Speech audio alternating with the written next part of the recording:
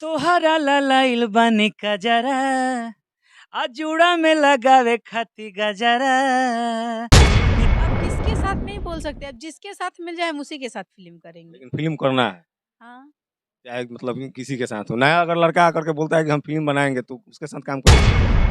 हम तो बहुत सारा गाना किए हैं, पर मैं जो ये गाना की उठलाली का कसम, ये गाना मेरा बहुत ही ज़्यादा वायरल हुआ और बहुत ही ज़्यादा मतलब मिलियन से भी आगे गया है ये गाना। कि बैठो न हमारा बुलेट पर आ चल न ले चली डेट पर।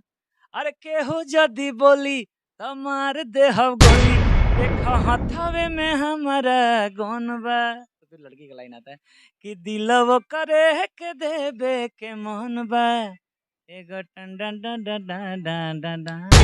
तू तो अरे कवनो हीरोआ से न कम बड़ा हो। ऐसे ना मन देखे के मिलेला कि केहू स्टेज में हिट रहेला तो ओकर गाना ना चलेला, आ केहू गाना में हिट रहेला तो ओकर के स्टेज ना चलेला।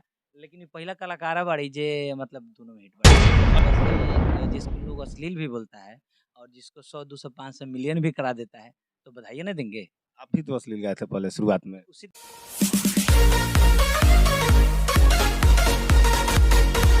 साथ है भोजपुरी के सुपर हिट गायक अजीत आनंद और साथ में है काजल राज जी। और ये आज छपरा जिला के दुमदुमा में पहुंचे हैं। एक इनका गाना बहुत ही तेजी से वायरल कर रहा है, ऑडियो वायरल है और रील पर तो मत पूछिए ट्रेंडिंग में चल रहा है। गाने का मतलब नाम है धन बारा ए जान। सर सबसे पहले स्वागत है आपका हमारे। बहुत बहुत धन्यवाद रहुआ चैनल के सब लोग के और जे देखे वाला बा सबन के हमरा और काजल के तरफ से प्रणाम बा।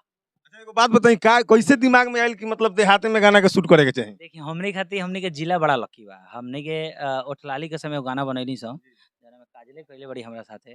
और हमने के दोनों आदमी के जब एक साथे कोनो गाना में करतनी सो आ उ छपरा के धरती पे जब शूट होता तो पता चलता कि 10-20 मिनट 50 मिलियन 100 मिलियन हो जाता। तो हमने के टारगेट ही रहल कि ये ना पीछे जरा कैमरा दिखाई। हमारे छोट भाई है राहुल पांडे बैठल बनी गए गाना लिखल ह। और सरविंद भाई के और प्रकाश भाई ये लोग के म्यूजिक कइल हटे।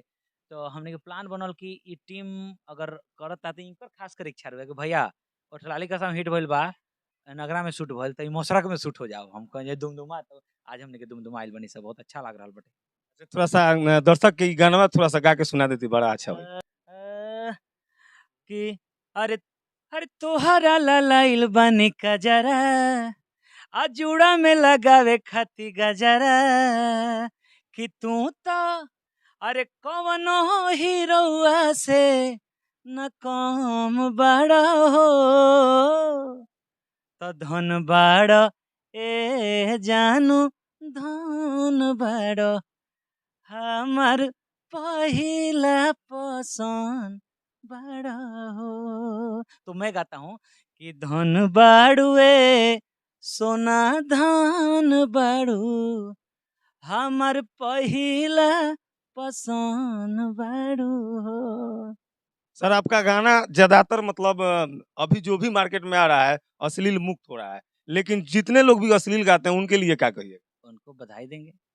कैसे मतलब काहे के लिए बताए? इसलिए बता देंगे कि वो जब अश्लील जिसको लोग अश्लील भी बोलता है और जिसको 100, 200, 500 मिलियन भी करा देता है तो बधाई ना देंगे। आप भी तो अश्लील गाए थे पहले शुरुआत में। उसी लिए तो कह रहे हैं कि बधाई देंगे जिसको जो लोगों को पसंद है। हम ऐसा नहीं कभी बोलते हैं कि हम दूध के धुले हुए हैं। और जिसको अगर लोग मैंने कह दिया कि हाँ इसको ढेर सारा प्यार देना है, मतलब व्यूज के रूप में आजकल प्यार को समझा जाता है। व्यूजे ना होके तो कौन सी के गाना हिट भइल। और घर में रोटी ना होके तो कौन सी के बड़का आदमी है ये घर में रोटी ना खाता। काजल राज का आपके साथ जो गाना आया था उठलाली के कसम, शायद मेरे अनुसार काजल राज को उसी गाना से पहचान मिला था। हम तो बहुत सारा गाना किए हैं, पर मैं जो ये गाना की उठलाली का कसम, ये गाना मेरा बहुत ही ज़्यादा वायरल हुआ और बहुत ही ज़्यादा मतलब मिलियन से भी आगे गया है ये गाना। हाँ। लगभग 15 मिलियन से ज्यादा। एक एक सबसे बड़ा खासियत बाटे 3-4 गो चैनल मिला के हम लगता है 4 साढ़े 4 करोड़ के आसपास है, मैंने 40-45 मिलियन के आसपास।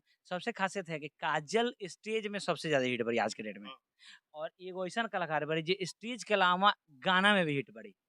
तो ऐसा अमूमन देखे के मिलेला कि केहू स्टेज में हिट रहेला तो ओकर गाना ना चलेला, आ कि गाना में हिट रहता ओकरा के स्टेज ना चलेला, लेकिन ई पहिला कलाकार बाड़ी जे मतलब दोनों हिट बाड़ी त हमरा अजीत भैया बीच में एगो विवाद चलत लगरुआ टुनटुन यादव के बीच में, कोनो यादव जी के लड़का पसंद है यही गाना के लेके। उ जहिया ओटलाली के समय हमने के शूट कइले सन नगरा में, ओ दिन इहो गाना शूट भइल हुए।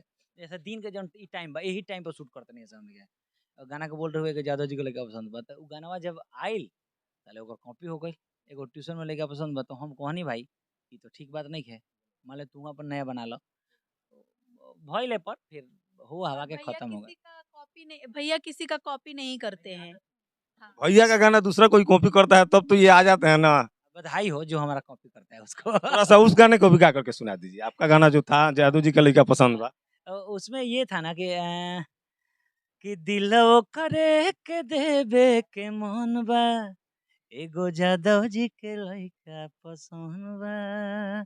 वो एक्चुअली में हमारा शुरू में वो लाइन था जो हम लोग रोड पे किए थे कि बैठो ना हमारा बुलेट पर, आ चल ना ले चली डेट पर, अरे केहू जदी बोली त मार देहब गोली, देख हथावे में हमारा गन बा। तो फिर लड़की का लाइन आता है कि दिलव करे के देवे के मन बा, एगो टन डन डन डन डन डन डन डन। लोग को खूब अच्छा, इस गाने के लिए दर्शकों से क्या कहिएगा जो आज गाना आपका शूट हो रहा है? देखिए, ये गाना के लिए सबसे पहले तो ये एक फोक ट्यून है जिसको हम लोगों ने रीमॉडलाइज की इसको किया है।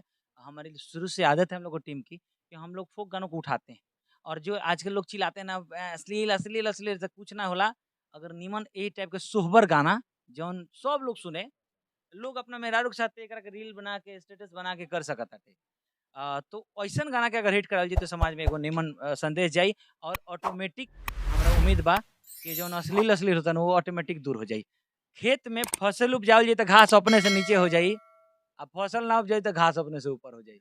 एगो उदाहरण भैया। 1 मिनट काजल जी से थोड़ा सा एगो सवाल रहेगी। काजल जी, अगर अजीत भैया के साथ आज सुपर हिट जोड़ी बा, अगर ए टाइप के और भी कोई जैसे मिलता फिल्म के भी मौका के अगर मिलता तो का काम फिल्म में काम करे के इच्छा जाहिर करे?